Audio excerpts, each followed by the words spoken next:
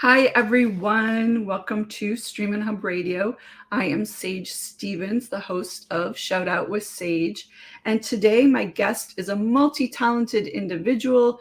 I met him while he was playing saxophone at one of the clubs here in LA, and he was outstanding. He's got some grooves going on. He also holds an MBA and consults with clients on how to brand and develop their businesses and succeed in life. He hails from Bermuda and speaks 3 languages. And I want to welcome to the show today, Gianluca Gibbons. Hi, how are you? Hello, Sage. Thank you so much for having me. How you doing? Thanks for being here. So you're a very multi-talented individual. How do you decide each day what to focus on?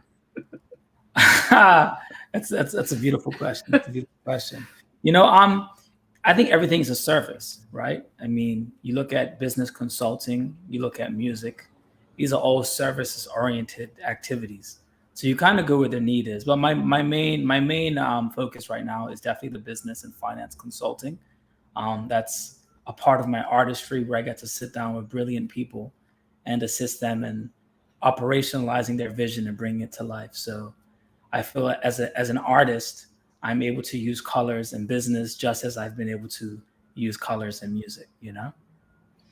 Do you want to explain that a little bit more? How do you use colors? Sure. When I say colors, it's I think with any sort of discipline, you get given a white canvas, right?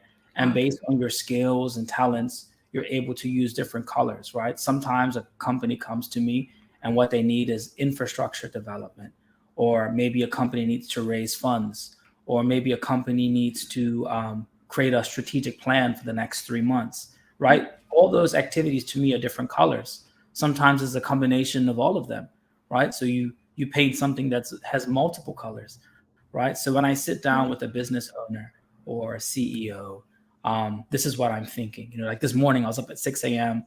helping a guy put together an investment deck for his company, right? That's a different color. And Right. once you start creating the picture, you see how it makes people happy. The same way if I play saxophone on stage, people start smiling. It's synonymous. Okay. How do you take people through the steps? Like, what steps do they need to take with you? Sure. The primary thing I like to do, I love to focus on 5 different categories, which are kind of, I think, key indicators of a business's performance.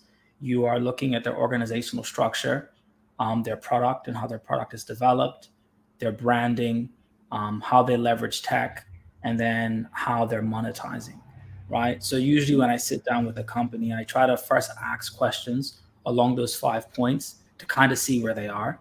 Um, Sometimes a company's just too early in where they are, and I just give them some pointers and let them go on their way. Other Right. times, somebody thinks that they want to do something because that's what they're most savvy about. But then after you kind of dive into those 5 categories, you realize, like, hey, I know you're naturally good at branding, but that's not what you need. What you need to do is focus on your monetization Mhm. and find objective ways to prove that, and then get hands on and help them to fix it. Okay. So, what are like definite points you would give someone when they're developing a business? Like, what do they need to strategize? Sure. I think at the bare bones, right? You have to be solving a problem, right? Businesses are just entities that have packaged and organized a solution to a common problem based on an audience that's readily available for that solution. Mhm. It's very helpful if you already have a natural connection to that audience. Maybe you have a passion for it. Maybe it's a problem that you kept experiencing and you solved it for yourself. And you think if you can scale the solution, you have a business from it. So, Mm. whenever it comes to a business, I always encourage someone to have a very specific idea of what the problem they're solving. And before you start investing and spending a lot of time, make sure the Yeah. market is broad enough so it's actually an attractive solution to invest in or to invest your time in, So that's what I Right. would say. You were born in Bermuda, correct? Yes, I was born in Bermuda. Okay. So what was that? So you were in Bermuda, then you left. I mean, why did you leave? What was the Sure. all the background, the The background? background. All right. Well, I'm an islander at heart, which is why I like paintings like this because they make me feel vibrantly next to the ocean, even though I'm here. Right, right. Hollywood close to the ocean, but I'm sorry, y'all. Compared to Bermuda, but it's all about. Yeah, well, it's a little colder ocean over here than it is in Bermuda. It's freezing. The water's freezing. Yes, But we love it. definitely, I love definitely. California. Mm. Um, so I was born in Bermuda to a missionary family. At the age of 1, we actually moved to Cameroon, Africa, for Oh 6 years. wow. That's how I learned French. Yeah. And Bonjour, ça then, va? ça va bien, Yeah. merci. Et vous? Un petit peu français, oui. Mais c'est bien L'école du ça. Canada, oui. Très bien, enchanté, Yes. enchanté. Oh, see, look, very skilled host here, very talented host Thank here. you. That's all my French. Don't ask me anymore. You got it all. Oh No, I'm man. kidding. I'm kidding. So yeah, with Cameroon, from there we Mm. moved back to Bermuda. Then I moved to Jamaica for a bit, lived in Michigan for 2 years, came back to Bermuda for another 5 years or so. Then I finished out high school in Spain Oh in wow. Valencia for 3 years, and then I came to California for college, and I've been living here ever since. So it was had a missionary family. Father was a minister. My mom, she was a counselor, an addictions counselor, social Okay. worker, and yeah. So that's kind of Okay, so you have your MBA, but with your music and your performing, was that always there? Like, which came first? Like, did you have a business mindset or did you have more of a creative mindset? sure. I started saxophone at a very young age. I started saxophone when I was 7. My mom was a singer. My sister was a classical pianist. Found out my dad had played saxophone all of 2 months, apparently. But I was like, oh, I want to play saxophone too, right? So I grew up Right. singing in church and playing saxophone, and it just became a part of my life. Anything I did, music was intertwined. Um, Actually, out of college, I studied business and music production. I had a band for 9 years, had an independent music deal that so it was always mixed. My music and business never kind of ran away from each other. They just Okay. found ways to work together. Do you find it difficult though because you're doing music, you're performing in clubs, you have your consulting business. I also saw your face on a billboard at the mall the other day so I guess you're acting and modeling and stuff. How do you go about, because I know some people are saying, oh, you should just pick one thing and focus on it. How do you approach that? Sure. I think there's a lot of value in those who focus on one thing and do it. I would never knock that or tell people to shy away from it. I think it's a beautiful discipline. In my scenario, my life has been very colorful, very very diverse. Well, So, maybe you're just also talented. well, There's thank you. that. I appreciate that. Yeah, You there's know, that too. I mean, like, not so. well, I'll answer your question. I would say from my freshman year of college, which was 2010, all the way up to about 2019, my primary focus was Mhm. music and then entrepreneurship, right? Okay. And I was hyper focused. So all I did was either music or entrepreneurship. I really didn't kind of have a life out of that. So where Okay. I am right now, I'm able to continue building my consulting company. I'm able to make connections there. But just off of all the work I've done in the past, a Mhm. lot of the opportunities I get in music or I get in modeling or these sort as people reaching out to me. At some point we've crossed paths. Somebody who knows them knows me, and I'm able to grow my consulting business while continuing to perform off of the merit of the foundation I created. You know, Mm. so that's how I would answer that because I don't really solicit much in music Okay. anymore. But like today, I got a call from a message from a club who wants me to do one night a month, and Okay. if that's the Right. time open, then Right. let's jam out. How important then is networking? It sounds like networking is very important to your success so far. Yeah, it's people, right? Right.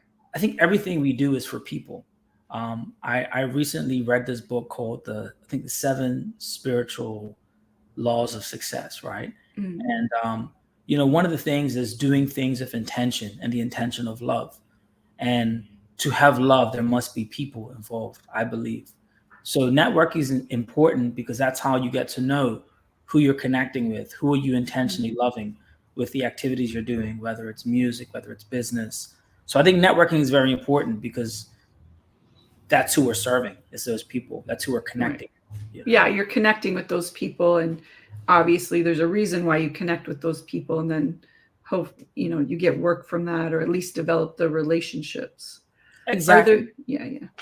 Are there any opportunities that you said no to in your past that you now maybe look back upon and think, oh, maybe I should have done that? I wouldn't say I should have done that, but sometimes I do wonder, what if I did take it? You know, there's some in Bermuda, obviously it's a small island, so I know a lot of people. And there was a gentleman, he was the CEO of this like cell phone network company, and he basically told me, like, because you're bilingual, out of college, I can get you a management job. Just no questions asked, essentially. And Right. I think it probably would have involved me moving to like Panama and managing a few Okay. I've stores. been to Panama. Yeah. How was it? I've never Yeah. been. Yeah. It's cool. It's very beautiful.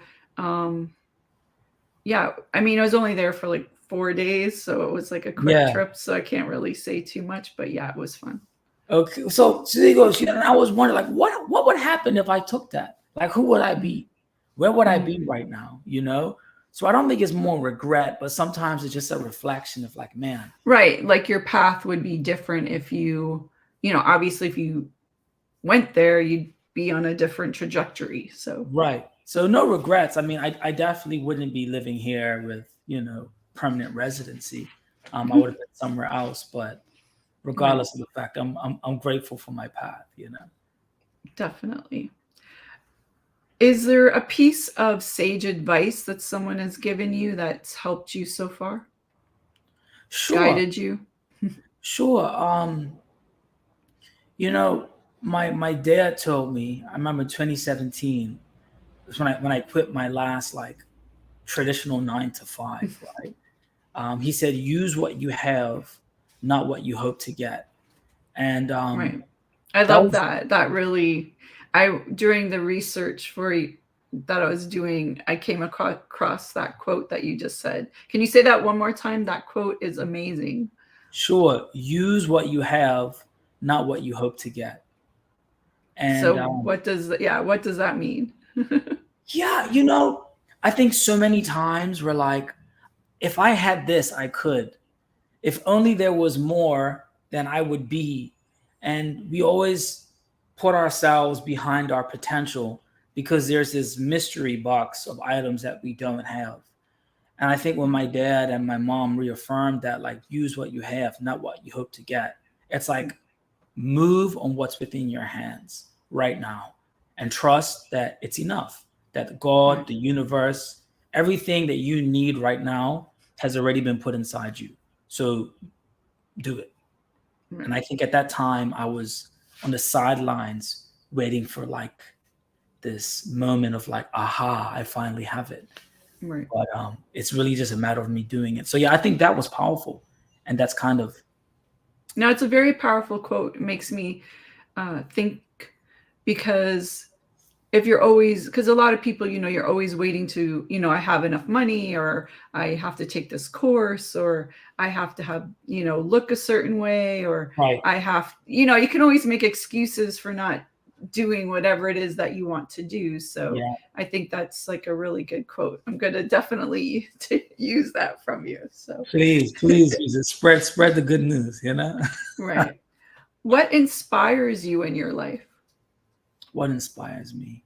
You know, something that like can bring tears to my eyes is when I see somebody realize a vision.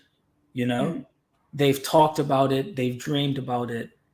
At some point, maybe they didn't believe it could happen, and then it happens for them. I think mhm. that is so inspiring for me because I think that's how God's blessings pass into this world, right? Right. You know, that's how we're used. That's why we're needed. We're brought here with a purpose. We have this vision incubated inside of us. And it's up to us to conquer life and bring it to life. And I think that inspires me. And Mm. the idea that I'm in a city full of people who've traveled so far, and some haven't, some were just born here, but they Right. all have this like this vision that they just it keeps them up at night to know Mm, that I could play a part in mm. bringing that out. That's very inspiring for me. Right.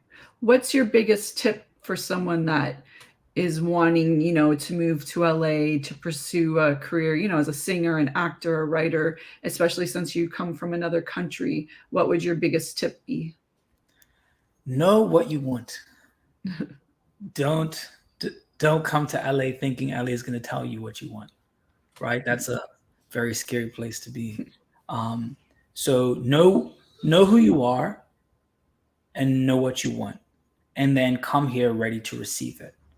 I Mm, think that's very important. I was blessed to do as much as I possibly could in Bermuda. You know, yeah. performing, speaking on stages, being on TV, being on radio. You know, being in the newspapers. I had a clear idea because I just basically rinsed as much as I could, and my beautiful island supported me. So by the time I came to the States, I was like, okay, it's a different beast here, though. It's totally like Yeah, I'm sure. I'm the, sure it is. but I knew what I wanted, and it's changed over time. Like it's improved with knowledge and experience. But I know I knew who I was inside. I Mm, have a very spiritual relationship with God and understanding who I believe put me here and why they put me here. mm. And for as much as people don't want to say it, LA is a very spiritual city, right? What? Where?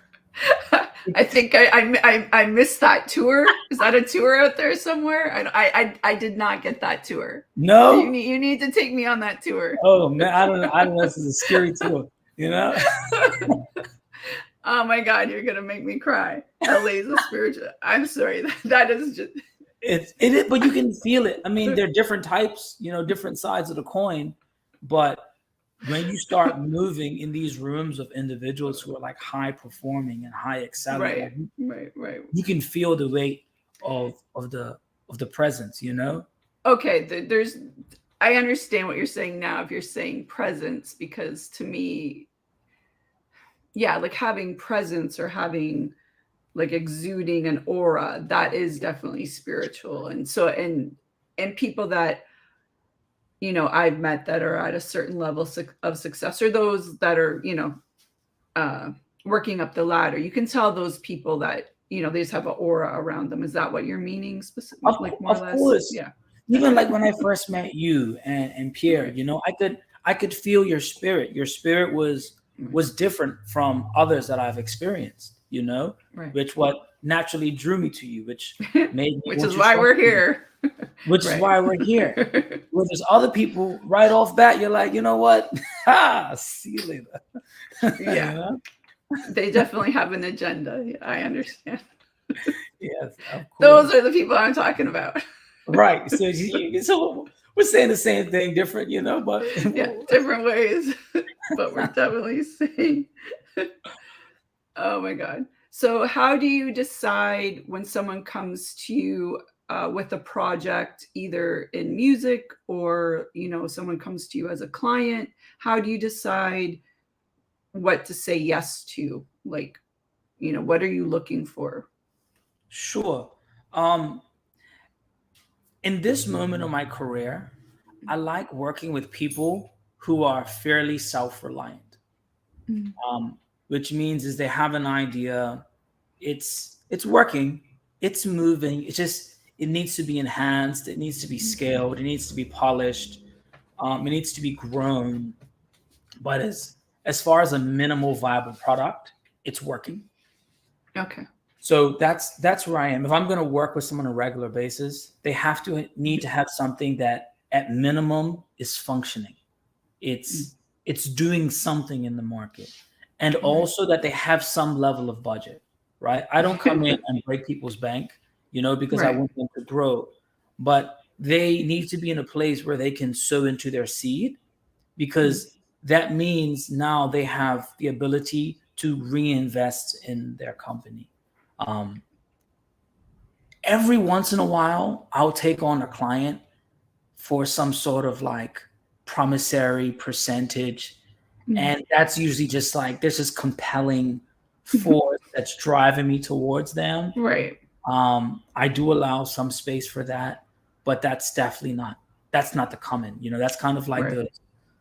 those It white has to be some idea that you think's really amazing and that really resonates with you, and you're like, okay, right. I could see this being like taking off and being like a game changer in the industry Of of course. whatever it is, right? Of course. Right. But yeah, at least I'm looking for someone who's driving a level of revenue or traction. They have a product. They've seen some success indicators that are like, okay, I'm ready to dive in all the way. And I think that's really where I can help a lot. Right. But if they're not there, I mean, I would at least give someone my number and say, hey, if you find yourself, you need some advice, give me a ring. Right. Because I think at every level, you can at least sow somewhat of a seed into somebody's idea, vision. Well, this is Shout Out with Sage. So the premise of the show is to show gratitude and acknowledgement to those people that have helped you and, get to where you are. Is there anyone that you find instrumental in your life that was really helpful to you, or maybe slapped you or kicked you as well? I don't know, because some people get motivated by bad things. Sorry. Sure. Well, first, I'll give a general shout out to my family, very supportive family that I have, and so grateful. A lot of people don't have that, so I want to thank them. The two individuals that really, really shaped me, I think, when it comes to my creative side. First one would be Sean Hayward, and he was the first saxophone teacher I'd like to remember. Okay. And he's a phenomenal saxophone teacher in Bermuda. He really helped me craft my sound. Really, I think he's the first person that made me become an artist and not just a musician, right? Okay. So what's the difference? Sorry, between a musician and an artist? Of course, I think a musician is a very skilled person with the instrument, right? They and they it's hard, I think.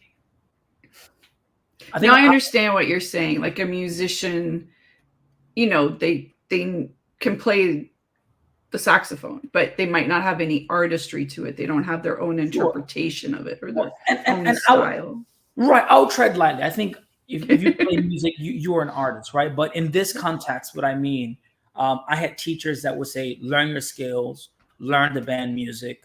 This is how you hold it. And they would just teach me the mechanics of the instrument. So I would relay mechanics to make sound. So I felt like a musician that was just relaying. When I say artist, I think he taught me beyond the mechanics of it. He kind of taught me like the spirit, the culture, the emotion around the instrument. So sometimes you may not play correctly, but it feels correct, Right. You may not. Yeah, you might not be hitting it right where you're supposed to, but. Exactly. So very powerful motivator for me. And I would say the other one is a gentleman named Mo. He was one of the early investors that put, a good bit of financial investment behind my music. And in that, I think I developed so much acumen as an artist, but also as an entrepreneur, for a few years being able to run my own music company, manage a band, be an artist, put out industry level content and music. So two gentlemen who really transformed, but also invested time and finances in that transformation for me. So what have you, like, who have you worked with, or as far as music, has there been anyone you worked with that's been very influential? sure. I mean, there are some few moments. I was at last year. I played saxophone on a commercial that was directed by Tyler the Creator Mm. for his brand Golf LaFleur, and that was just phenomenal to kind of be on set with him and play with him. I had last year as well. I had the chance to record saxophone in the studio with WizKid. The Mm. record didn't come out, but you go in there and you just they're making I know it's hundreds, like so but I got to be in the booth with him. I got to record, and just moments like that are very magical. I got to open up for Wyclef Jean for the show Mm. here in LA, and he challenged me to a freestyle battle backstage, which was yeah. But How did that go? man, I spit a freestyle for him, but I refused to battle him. Especially when I saw the phone start whipping out in live, I said, you know what? Too much pressure. I could battle him and lose, and it would be horrible, or I could battle him and win, and it'd be equally horrible. So Right. I figured it was best to do neither. Smart guy. So yeah, those are some moments that were really really really great for me in music.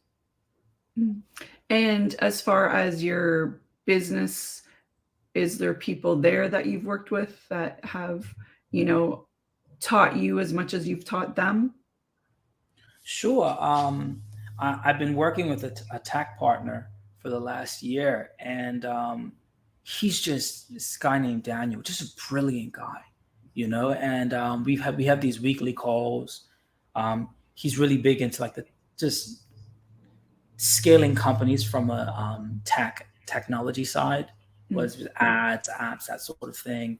Whereas I'm more kind of infrastructure and strategy, and just like our conversations have been so empowering, but they also directly translate into how we improve the lives of the clients that we work with. So it's really awesome to sit and talk with somebody, but to know that on a weekly basis, our conversations aren't just talking. They're getting put into action.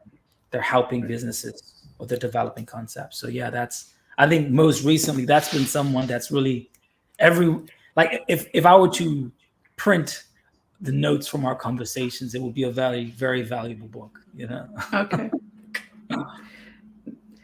Working hard is obviously really important, but do you have any suggestions or tips on working smarter? Yes, I do. It's funny. I come from an island where my grandfather worked his whole life, my grandmother worked his whole life, and it was a generation where there was pride in just daily work, putting in the hours, and they did great for themselves doing that. But I think now we're in a place, especially living in a city like LA, busy isn't necessarily successful. Hardworking doesn't necessarily mean good outcomes. I think you need to be very intentional in observing the value of where you're putting your time, right? I can spend all day working on deals that'll make me $1,000 each, or I could spend the next month scaling my business so I can work just as hard, but on deals that may be worth $10,000 each, right? The time doesn't change, the work doesn't change, but the outcomes can. So I think it's really about knowing your value and the value you want, not just staying busy and just hustling. At some point, you have to have intention and some specific desire of what you want out of it, and then put your intention there and let go of the outcome. But just know that the work you're doing is attached to much higher value. That's what I would say. With intention, do you also think, since we've talked about spirituality, like meditation or visualizing, do you do any of that yourself, or do you recommend that to any of your clients? Yes, I do. I think it's very important. The first thing I do when I work with my clients, I ask them what's their 1 year goal. What do they envision? How would life change if they accomplish that 1 year goal? What would they do when it happens? What's next? I try to have them live there for a second. And then I ask them, now what would happen if you accomplish that goal in 3 months? And it's kind of like you know? And then I say, well, why don't we set goals to try to accomplish in 3 months that match that vision? All of a sudden, the next 3 months become much more intentional, right? Another beautiful thing, I think, is journaling. I've been doing the book, The Artist's Way. Oh, So right. Yes. I think that's actually on my bookshelf somewhere. it's a beautiful. Actually, it's right there. See? Well, look, come on. It's great, but you don't need to get Seriously, it. Seriously, right? it's right here. That's the book. How do you like it? How do you like the book? I read it when I did a acting conservatory, and I read it then because it was part of like our class, and I enjoyed it, but it's been a while since I have touched it. So Okay. I think I might need to go back there and reacquaint myself. So definitely. It's a beautiful book. One of the morning pages, every morning you just write out 3 pages. Right. It's just a brain dump. What it does, it creates clarity for your day, all your worries, your concerns, your fears, your excitements, your gratitudes. You just get it out first thing in the morning. And now your brain is a little clearer. Another thing I did, I call it forecast journaling. And it's that kind of like, what's your, say my main goal is to, I don't know, let's say someone says, I want to be a billionaire CEO of a tech company that transforms waste management industry. I don't know, very random. Sure, that's your goal. Okay, there, Wayne Huizinga. Sorry, I lived in Miami before here, so yeah, you said waste management. I'm like, it's very random. I mean, it's a great industry. There's a lot of money in it. But let's say that's somebody's goal, right? Right. So you create this caricature, and in the mornings you write 1 or 2 pages on an ideal day as that person. So before you start your day, you spend 2 to 3 pages with that person you see yourself becoming. And you do that every morning, it starts changing how you think because your brain believes what you tell it. So you start walking like this billionaire, like owner. You start talking less on the phone because they're not as approachable and reachable. You start being more efficient, right? So just like these little hacks to kind of tweak your mind. So those are my meditations. And then just a lot of audiobooks and like sermons or lectures from people that just reinforce the values that I want to, instill in my life. You are a sax player. So are we going to hear anything today? Sure, I can do a little awesome. A little improv for you. Thank you. I appreciate that.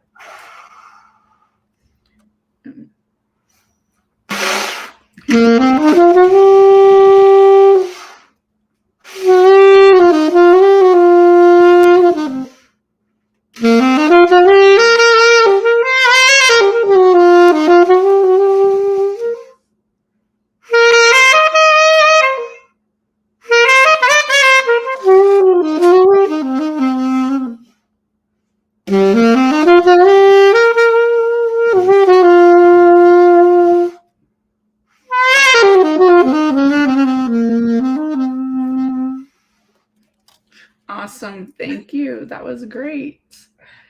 You're welcome. You're welcome. So what's the hardest thing about playing the sax? Saxophone is one of those instruments. It's easy to learn, but hard to master. And it comes down to like getting the air flowing through, making sound, learning the notes, getting the scales in your fingers.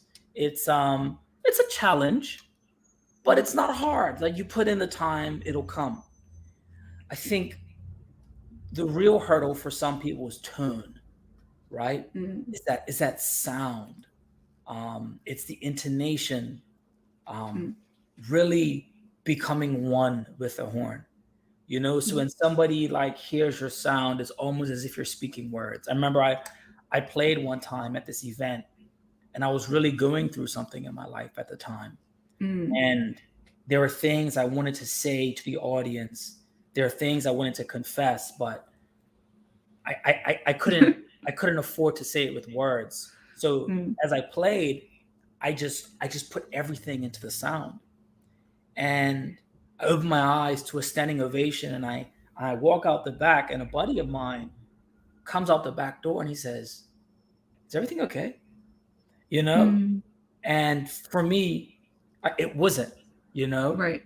But that was a moment in my artistry that I realized that I was able to communicate more than just sound. I was able to Mm, express feeling. I was able to express life without mm, using words, just the vibration of tone. So right. I think that's what's hard about about an instrument. But I read this book called Effortless Mastery, and I think it's one of those things that you unlock. The goal is to get so involved in performing that you get to a place where you observe yourself perform, you know, Mm. and it's that detachment, like you're so inside it. Yeah, I understand. It's like being, I guess, probably in flow or whatever Yeah, they. Yeah. Mhm. it's removing the intellectual mind from the creativity of sound, so I think that's a challenge for some people. But as far as like learning the notes and stuff, I Yeah. you know we sit down a couple times, you'll be able to do it. So Oh no, I am talented at a few things, but musical instruments is not one of them. at many things. Yeah, yeah, yeah. Like you're I quite the bet I contract writer too. what? I said, I heard you're quite the contract writer too. I think Oh yeah, some people. Yeah, some people like to.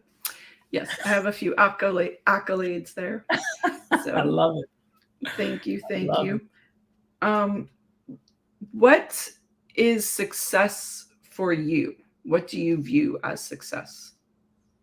Sure. It's such a good question. Um, but I think success is is having time to do the things you love while balancing covering the things you must be responsible for. You know, Right. I think that's success. There are very happy people out there who might live a mediocre life to some people, but they cover all their responsibilities and still have plenty of time to do the things they love. And life Mm, is a gift, right? So the more time you have to live doing what you enjoy doing, the more mm, the gift of life is present. The more time you spend working towards something and not enjoying it, the less the gift of life is present. So I think it's that success, that balance of having enough while enjoying abundance. right. How do we find you online? Sure. Gianluca Gibbons. You can find me on Instagram under all of that. And then if it's for more business things, Sydney Palmer, SYDNEYPALMER.co. That's my company website for my consulting, or Sydney Palmer Co. on all social media. But you just find Gianluca Gibbons, find me on Instagram. You can go to my website, email me. Um, I'm an easy guy to find. I try to. And one last question before we go. What is the biggest piece of sage advice you would give someone in pursuing their life or to find happiness? Sure, I would say you are only as successful as those you help along the way. Um, Mm, that's that's my advice. If you want to do something, help somebody else do it, mm, right, on a consistent basis. And the more you help other people do it and they succeed, the easier it becomes for you to do it. And then who knows, you may have another goal. So that'll be my encouragement. And also, I have a book on the way. I wrote a book this okay, year, so awesome. be on the lookout for that. But that's my advice. Does it Help have a those. title? Does your book have a title yet, or you're not sure? Yes, it has a title: "How to Hijack Reality," and the subtitle is "A Divine Appointment with Endless Possibilities." Okay, Yes. great. Well, I can't wait to read that, or go to the book signing. You will definitely be invited. You'll be at top of the list, Sage. Top of the list, of course. Awesome. Awesome. I hope so. Okay. Well, thank you so much, Gianluca, for being here today and sharing your insight and advice and tips for people and sharing your journey so far. So I'm sure I will see you out and about at some lounge or something Oh, most playing definitely. sax. So cool. I look forward to it. And thank you for having me. And y'all keep showing love to Sage. Keep showing love to her show. She's doing amazing work and is a talented individual herself. So very honored to Thank be you. here. Thank you so much. Thank you. Thank you. And thank you everyone for joining us today, and see you next Wednesday. Bye everyone. Have a great week.